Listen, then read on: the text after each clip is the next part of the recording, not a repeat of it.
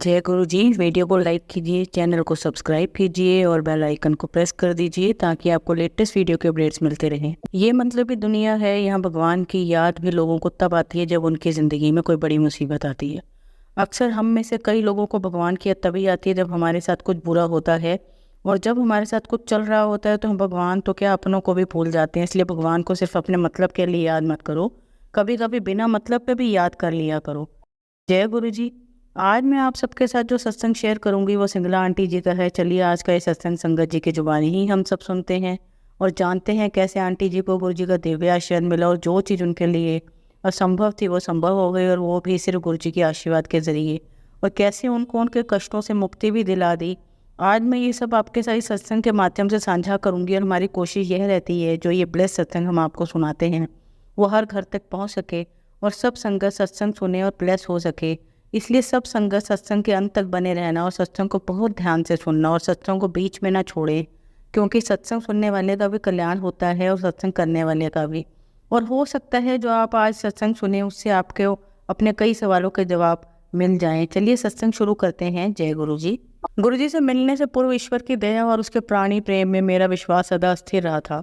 गुरु कृपा का शब्दों में वर्णन करना अति दुर्साध्य कार्य है। जिस भांति परमात्मा प्रार्थनाओं का फल देते हैं, उसी प्रकार गुरु जी के सत्संगों में वक्ता और श्रोता दोनों को वरदान और असीम आनंद प्राप्त होता है। मैंने सुना है ईश्वर हमारे कर्म अनुसार परिणाम देते हैं, किंतु मैंने गुरु जी को अपनी दिव्य ज्वाला में हमारे दुष्कर्मों को जलाते हुए देता है। फलस्वरूप हम उस जीवन से उबर सके हैं जो उनके कोमल चरण स्पर्श पर कृतज्ञ हुए बिना जीना पड़ता। गुरु जी के प्रथम दर्शन के समय में 11वीं कक्षा में पढ़ती थी। यद्यपि मेरा जन्म पंजाब में हुआ था, उस समय हम नोएडा में रहते थे और मुझे पंजाबी भाषा का ज्ञान बिल्कुल नहीं था, अतः मुझे शब्द या गुरु जी का कथन बिल्कुल समझ नहीं आते थे। निस्संदेह प्रथम दर्शन पर मुझे कितना अच्छा प्रतीत हुआ यह वर्णन करना बहुत कठिन है। अपने विद्यालय के वार्षिक उत्सव पर मुझे स्वागत भाषण देना था। यद्यपि मैं यह सदा से करती आई हूँ थी, इस बार मुख्य अतिथि अति विशिष्ट अधिकारी थे। मेरे उपहार पर सब उपस्थित गणों ने तालियों के गड़गड़ाहट से मेरी प्रशंसा करी। मंच से उतरते ही सबने मेरी सराहना करी और बधाई के पुल बांध दिए। शिक्षकों और सहपाठियों ने अचरज भरे चेहरों से मुझे बताया कि भाषण देते हुए मुझ में परिवर्तन स्पष्ट झलक रहा था। उससे भी अधिक अचंभा तब हुआ जब मुख्य अतिथि का भाषण मेरे कहे हुए पर आधारित था। अंत में उन्होंने मेरे उपहार को महत्वपूर्ण देकर उससे भी अपना भाषण समाप्त किया। सबको यह आश्चर्यजनक प्रतीत हुआ, पर मुझे पता था कि गुरु जी की कृपा से ही यह संभव हो सका। वास्तव में जैसे ही मैंने अपना भाषण प्रारंभ किया, मुझ में एक अद्भुत ऊर्जा को संचार होने लगा और मैं अपने शब्दों में उत्तेजना भर सकी। इसके अतिरिक्त मैंने अपने विद्यालय में अनेक बार गुरु जी की पुष्पों भरी सुगंध का अनुभव किया है। 12वीं कक्षा में पहुंचने पर अध्ययन का महत्व अधिक हो गया था। एक दिन प्रसाद लेते समय गुरु जी ने मेरे विषय पूछे। मैंने उन्हें बताया कि मैं वाणिज्य की विद्यार्थी हूँ, तो उन्होंने अर्थशास्त्र पर प्रश्न कर लिए। उन्होंने मेरे से ऋण नियंत्रण, क्रेडिट कंट्रोल जो होता है, पर प्रश्न पूछा, तो उत्तर पता होने पर भी मैं बुद्धि शून्य हो गई। यद्यपि उस समय मुझे समझ नहीं आया, आने वाले समय में मुझे पता लगा कि गुरु जी ने क्या किया था। गुरु जी की चेतावनी से मैं इस विषय पर विशेष ध्यान देने लगी। इसके बाद जो हुआ उसके लिए मैं तत्पर थी। वर्ष के उत्तरार्ध में हमारी अर्थशास्त्र की अध्यापिका चली गई और यह विषय स्वयं पढ़ना पड़ा। गुरु जी की सावधानी से मैं सतर्क हो गई थी और बिना किसी कठिनाई से मैंने इस विषय में 97% अंक प्राप्त किए। जैसे जैसे मेरी परीक्षाएं समीप आ रही थी, गुरु जी के पास दर्शन के लिए जाना कम हो गया। 13 जनवरी उत्तर भारत में लोहड़ी के दिन मैं अपने माता पिता और भाई के साथ गुरु जी के दर्शन के लिए गई थी। परीक्षाएं समाप्त होने से पूर्व ये अंतिम दर्शन होने की संभावना थी। गुरु जी स्वयं प्रसाद वितरित कर रहे थे और जब तक मेरी बारी आई तो वह टॉफ़ी दे रहे थे। प्रसाद वहीं पर समाप्त करना है, ऐसा गुरु जी का आदेश था, किंतु टॉफ़ियाँ अपवाद थी, सो मैंने थोड़ा सा प्रसाद वहीं पर खा लिया और शेष अपने पास रख लिया। मैं गुरु जी के पास आज्ञा लेने पहुँची और उनके कमल चरणों को स्पर्श करने चूकी। जब मैं उठ रही थी तो गुरु जी ने अपना एक चित्र निकाला और मुझे दिया। यद्यपि मैंने उनके पास कोई लिफाफा नहीं देखा, मैं अति हर्षित हो गई, क्योंकि गुरु जी का चित्र तो अमूल्य है।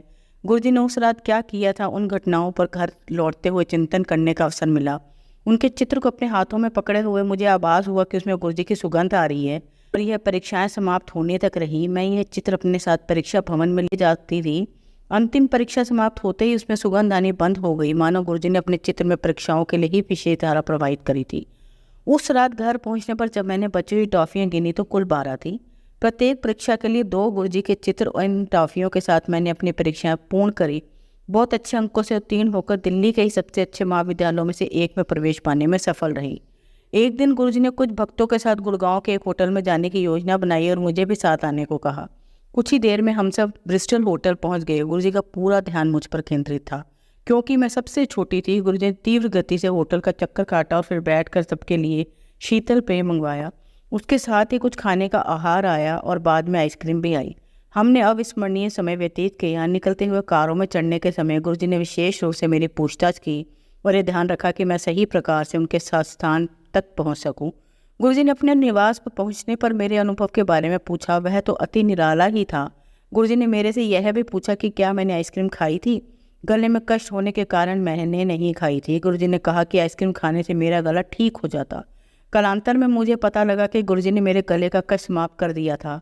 उस दिन के पश्चात मेरा गला, जो हर वर्ष एक बार अवश्य खराब होता था, कभी खराब नहीं हुआ। गुरुजी के उत्कृष्ट संरक्षण और प्रेम की विशेष झलक एक दिन और प्रकट हुई।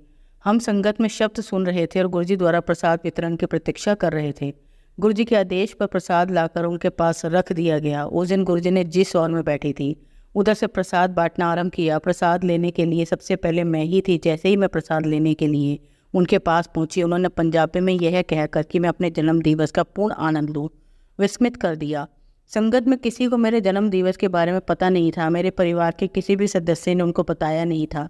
वह मेरा सबसे मनमोहक जन्म दिवस रहा है। दिल्ली विश्वविद्यालय से स्नातक में उत्तीर्ण होने के बाद मैं कुछ नहीं कर रही थी। गुरुजी ने मुझे सिम्बोयसिस, एक प्रमुख संस्था से प्राचार्य द्वारा MBA करने के निर्देश दिए। मैं अंतिम समय में प्रपत्र भरकर प्रवेश पाने में सफल रही। परीक्षाओं के लिए मैंने दिल्ली दक्षिण केंद्र अपना प्रथम विकल्प दिया था, किंतु दुर्भाग्य से मुझे दिल्ली के दूसरे छोर पर केंद्र मिला। मेरे पिता ने अंतरण के लिए आवेदन दिया, पर पुणे से उत्तर मिला कि एक बार केंद्र निर्धारण होने पर उसे बदलना संभव नहीं है। प्रतिदिन परीक्षाओं के कारण मेरा एक दिशा में 45 किलोमीटर यात्रा करना संभव नहीं था। अतः निर्णय लिया गया कि मैं अपने दादा दादी के पास रहूं, जो उस केंद्र से 10-15 किलोमीटर दूर रहते थे। नोएडा में उनके पास रहने से मेरा गुरुजी के पास जाना असंभव था।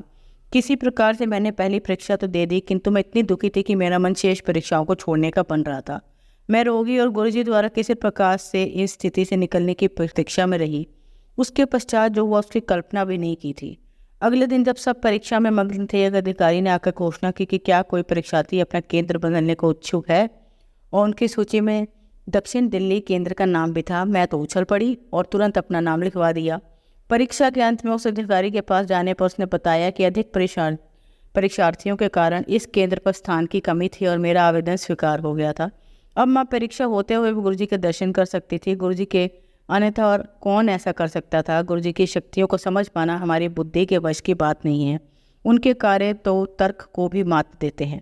एक बार गुरुजी की संगत में भूकंप आ गया। पहले तो सब बैठे रहे, पर जब कुछ देर तक आता रहा तो कुछ हलचल आरंभ हो गई। यह देखकर अटल बैठे गुरुजी ने अपने मोड़ कर रखे दोनों पैर पृथ्वी पर रख दिए। कंपन तुरंत बंद हो गई।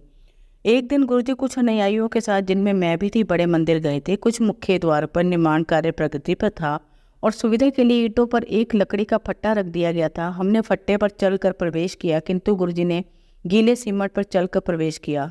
हम यह देखकर अति अचंभित हुए कि उनके चलने से कोई चिन्ह शेष नहीं थे, किंतु अब हमने उसी स्थान पर बहुत हल्के से उंगली लगाई तो उसके भी निशान बन रहे थे। एक बार गुरुजी की शरण में आने पर वह हमारी सब चिंताओं कष्टों का निवारण करते हैं, क्योंकि हमारा ज्ञान हमारे अनुभव और हमारी वर्तमान परिस्थितियों तक ही सीमित है।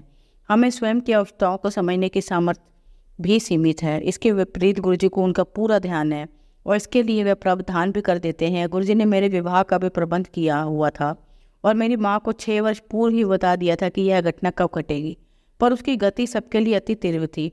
अप्रैल के आरंभ में गुरुजी ने मेरे पिता से पूछा, क्या किसी प्रस्ताव पर विचार हो रहा है। मेरे पिता ने उत्तर दिया कि एक प्रस्ताव आया अवश्य है, किंतु उस पर गंभीरता से विचार नहीं हुआ, क्योंकि अभी मेरे विवाह के बारे में सोचा नहीं जा रहा है। गुरुजी ने कहा कि उस पर विचार किया जाए। मेरे पिता ने तब इस बारे में परिवार में चर्चा करी। मेरे होने वाले वर्ष स्वीडन में रहते थे और 16 अप्रैल को 1 महीने के लिए भारत आ रहे थे। यह निश्चित हुआ कि दोनों परिवार 17 अप्रैल को मिलेंगे। उस दिन जब हमारी पहली भेंट हुई तो कुछ ही देर में पूरा वातावरण उल्लासित हो गया। सब व्यवस्थाएं उसी समय तय हो गई और थोड़ी ही देर में हमारे बीच अंगूठी का आदान प्रदान भी हो गया। एक का दिन में विवाह की तिथि भी निश्चित हो गई, उसी महीने की 30 तारीख। विवाह के सब प्रबंध अति तत्परता से किए गए और निश्चित तिथि को मेरा प्राणी ग्रहण भी हो गया। यद्यपि गुरुजी विवाह में उपस्थित नहीं थे, किंतु उनकी भावना सब में दृष्टिगोचर थी। सबने विवाह स्थल में सजावट, वातावरण, भोजन आदि व्यवस्थाओं की पूरी प्रशंसा करी। हर हिस्से में गुरु जी की कृपा ही झलक रही थी। मेरे पति की मई के मध्य में वापस लौटने की योजना थी। उन्हें उतना ही अवकाश मिला था। 15 दिन में मेरे लिए वीज़ा और दोनों मिलना अत्यंत कठिन था। यद्यपि स्वीडन के दूतावास को आवेदन दिया गया, परंतु उन्होंने बताया कि सब आवेदन स्वीकृति के लिए स्वीडन भेजे जाते हैं और उसके पश्चात वहाँ से वीज़ा आता है। अतः मेरे पति सुशील को अकेले स्वीडन लौटना पड़ा। उनके लिए अपनी यात्रा स्थगित करना संभव नहीं था। प्रतीक्षा में 1 महीना और व्यतीत हो गया। स्वीडन में उन्होंने भी दूतावास में शीघ्रता करने के लिए निवेदन दिया। जून के आरंभ में ऐसा लगा कि वीज़ा 1 सप्ताह में मिल जाएगा। मेरी यात्रा के टिकट 16 जून के लिए ले लिए गए। उल्टी गिनती प्रारंभ हो गई। 16 जून को दूतावास जाने पर ऐसा लग रहा था कि हमारा वहाँ जाना निरर्थक रहा। वहाँ पर बताया कि अभी भी उत्तर की प्रतीक्षा है। मैं निराश हो गई क्योंकि उसका अर्थ था 1 सप्ताह का विलम्ब।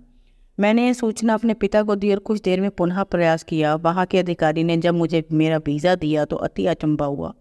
अति प्रसन्न होकर मैंने यह सूचना अपने पिता को दी। आश्चर्य की बात थी कि उन्हें कोई अचरज नहीं हुआ। बाद में मेरे पिता ने मुझे बताया कि गुरुजी ने मेरी सूचना आने से 15-20 मिनट पहले ही उन्हें वीज़ा मिलने की बात से अवगत करा दिया था। मैं समझ गई कि उस दिन गुरुजी के हस्तक्षेप के बिना वीज़ा मिलना संभव था। गुरुजी वास्तव में असीमित प्रेम के स्रोत हैं। उनमें विलक्षण प्रतिभाएं हैं। उन्हें कोई भौतिक अवरोध रोक नहीं सकते। वह त्रिकालदर्शी हैं और अपने अनुयायियों की पुकार पर सब सीमाएं पार कर सकते हैं।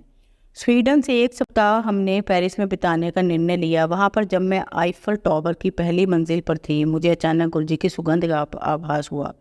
फ़ोन पर मेरे पिता के साथ हुई अगली वार्ता में उन्होंने बताया कि गुरुजी मेरे बारे में पूछ रहे थे। उन्होंने इस वार्तालाप की तिथि और समय भी बताया। थोड़ा गणित करने पर पता लगा कि जब उन्होंने मेरे पिता से मेरे बारे में पूछा था, उस समय मैं आईफल टावर की पहली मंजिल पर ही थी। गुरुजी के साथ मेरे अनुभवों का एक वर्णन एक गूंगी महिला द्वारा मिठास के वर्णन सदृश है। वह मेरे लिए क्या है और मेरे जीवन में उनका क्या अर्थ है, ये शब्दों में व्यक्त करना मेरे लिए संभव नहीं है। मैं गुरुजी से प्रार्थना करती हूँ कि जैसे आप हमारे संबंधों के इन स्वर्णिम वर्षों में दया करते आए हैं, उसी प्रकार सदा हमारा हाथ थामे रहिए। कहते हैं कि पारस लोह धातु को छूने मात्र से उसे स्वर्ण में परिवर्तित कर देता है, पर गुरुजी तो पत्थर को हीरे में बदल देते हैं। केवल पूर्ण विश्वास और श्रद्धा बने रहने चाहिए। जय गुरु जी। अब आप सबको एक कहानी सुनाती हूँ। आप सब इस कहानी को बहुत ध्यान से सुनना। कहानी का शीर्षक है 3 लाफिंग मॉन्क्स। आज की ये कहानी आपको खुश रहना और साथ ही दूसरों को भी खुश रखना सिखाएगी। एक बार ज़रूर सुनें और दूसरी संगत के साथ भी ज़रूर शेयर करें। बहुत समय पहले की बात है। नॉर्थ चाइना में 3 मॉन्क रहा करते थे। उनका नाम किसी को नहीं पता क्योंकि उन्होंने कभी अपने बारे में किसी को कुछ नहीं बताया। चीन में आज भी उन्हें बस 3 हंसते हुए मॉन्क के नाम से जाना जाता है। वे तीनों मॉन्क हमेशा एक साथ रहते और गांव में घूमा करते थे। वो जिस भी गांव में जाते वहाँ की बाजार के बीचों बीच खड़े होकर जोर जोर से हंसना शुरू कर देते। उनकी हंसी को देखकर लोगों का ध्यान उनकी तरफ खींचा चला जाता और धीरे धीरे उनके चारों तरफ एक भीड़ इकट्ठा हो जाती। वे इतनी एकाग्रता व संपूर्णता के साथ हंसते कि उनकी हंसी देखकर सारा गाँव हंसने लग जाता और जब वो पूरा गाँव हंसी के समंदर में डूब जाता तो वे दूसरे गाँव चले जाते। वे ना तो कुछ बोलते थे, ना ही कुछ उपदेश देते और ना ही कोई शिक्षा। वे जहाँ भी जाते अपनी हंसी से ऐसा माहौल बना देते कि लोग अपने सारे दुख दर्द भूलकर बस हंसने लग जाते। पूरे चाइना में उनके बारे में बातें होने लगी। जब भी उनसे उनका नाम पूछा जाता तो वो बस हंसते थे और इसी वजह से उनका नाम 3 लाफिंग मॉन्क्स पड़ गया। वो मॉन्क इस तरह से हंसते थे जैसे उन्होंने सार खुशी को या भगवान के मजाक को समझ लिया और उन्होंने सिर्फ अपनी हंसी से पूरे चाइना में इतना आनंद फैलाया जितना आज से पहले कोई नहीं फैला पाया। पूरे चाइना में घूम घूम कर लोगों को हंसाते हुए समय के साथ वे तीनों बूढ़े हो गए और एक रात जब वे एक गांव में ठहरे हुए थे तो उन तीनों में से एक मॉन्क की मौत हो गई। ये खबर सुनकर पूरा गांव दुखी हो गया। गांव वालों को लगा कि शायद आज के दिन वो 2 मॉन्क जरूर रोएंगे और यही देखने के लिए हर कोई उनसे मिलने आया। सुबह हुई तो पूरा गांव इकट्ठा हुआ, लेकिन वो दोनों मॉन्क तीसरे मॉन्क की बॉडी के पास बैठकर जोर जोर से हंस रहे थे। ऐसी हंसी जैसी उन्होंने आज से पहले कभी ना हंसी हो। गाँव के कुछ लोगों ने उन्हें समझाने की कोशिश की कि यह आपका साथी था और उसकी मृत्यु पर आपको हंसना नहीं चाहिए। तब उस दिन पहली बार उन्होंने लोगों से बात की और कहा, हम हंस रहे हैं क्योंकि यह आदमी जीत गया है। हम तीनों में शर्त लगी थी कि जो भी पहले मरेगा बाकी के 2 उस पर जोर जोर से हंसेंगे और इस आदमी ने आज हमें हरा दिया। हम अपनी हार और इसकी जीत पर हंस रहे हैं। इसे अंतिम विदाई देने का इससे बेहतर तरीका और क्या हो सकता है। ऐसा कहकर उन्होंने उस तीसरे मॉन्क को चिंता पर लटा दिया। चीन में यह प्रथा थी कि जब किसी इंसान की मृत्यु हो जाती है तो उसके पुराने कपड़े उतार कर उसे नए कपड़े पहना दिए जाते हैं। लेकिन मरने से पहले उस मॉन्क ने अपने साथियों से अपने कपड़े ना बदलने के लिए कहा था। उस मॉन्क ने कहा था कि मुझे स्नान मत करवाना क्योंकि मैं कभी अशुद्ध हुआ ही नहीं। मेरे जीवन में इतनी हंसी आई कि कोई अशुद्धता कभी जमा ही नहीं हो पाई। जब उस तीसरे मॉन्क के शरीर में आग लगाई गई तो आसमान में जोर जोर से पटाखे फूटने लगे। उस मॉन्क ने अपने कपड़ों के अंदर ढेर से पटाखे छुपा कर रखे थे। ऐसा नज़ारा देखकर पूरा गांव जोर जोर से हंसने लगा और मरने के बाद भी वो मॉन्क लोगों को चेहरे पर एक मुस्कान देकर गया। अब सीख जो हमें इस कहानी से मिलती है, ये कहानी हमें सिखाती है कि ज़िंदगी में दुख तकलीफ़ें तो हमेशा रहती हैं, लेकिन जो चीज़ हमेशा साथ रहती है वो है हमारी खुशियाँ। खुश रहने या फिर हंसने के लिए किसी वजह की तलाश नहीं करनी चाहिए। छोटी छोटी चीज़ों में खुद को और दूसरों को खुशी देने की मन में इच्छा होनी चाहिए। अपने दुखों को बांटना जितना ज़रूरी है उतना ही ज़रूरी है अपनी खुशियों को भी बांटना। हमारी ये ज़िंदगी भी बस एक मजाक है। जो इस बात को समझ लेता है वो दुनिया के उन झमेलों में नहीं पड़ता है जो बेवजह हमारे दुखों का कारण बनती हैं। खुद को हमेशा खुश रखने का एक तरीका ये भी है कि अपनी ज़िंदगी में आने वाली खुशियों को दूसरों के साथ बांटा जाए। खुशी एक ऐसी चीज़ है जो बांटने से बढ़ती है और गम बांटने से कम होता है। इसलिए लोगों के साथ खुशियों के पल जिए, लोगों से हंसकर बातें करना, छोटी छोटी चीज़ों में खुशियाँ, साथ बैठकर हंसना और मजाक करना, ये सब आदतें हमारी खुशियाँ बढ़ाती हैं। हंसना मुस्कुराना ये सब हमारी ज़िंदगी का एक अहम हिस्सा है, लेकिन हम अपनी खुशियाँ अक्सर अपने दुखों के बोझ के नीचे दबा देते हैं और जैसे जैसे ये बोझ बढ़ता रहता है हम हंसना और मुस्कुराना भी भूल जाते हैं। अपने गमों को भुलाकर ज़िंदगी को जीना सीखें, छोटी छोटी बातों में मुस्कुराना सीखें क्योंकि ज़िंदगी खुशियों के सहारे अच्छी कटती है, ना कि दुखों के सहारे। सो गाइस, ज़िंदगी में सुख की तलाश करो, हंसो और खुशियाँ बांटो। दुख तो ज़िंदगी का हिस्सा है ही, वो तो ना चाह कर भी आएगा ही। जय गुरु जी। संगत जी, अगर आपको आज का सत्संग अच्छा लगा हो तो आप इस सत्संग को और संगत के साथ ज़रूर साझा करें, जिससे वो भी महाराज का दिव्य आशीर्वाद प्राप्त कर सकें। जय गुरु जी। शुक्राना गुरु जी।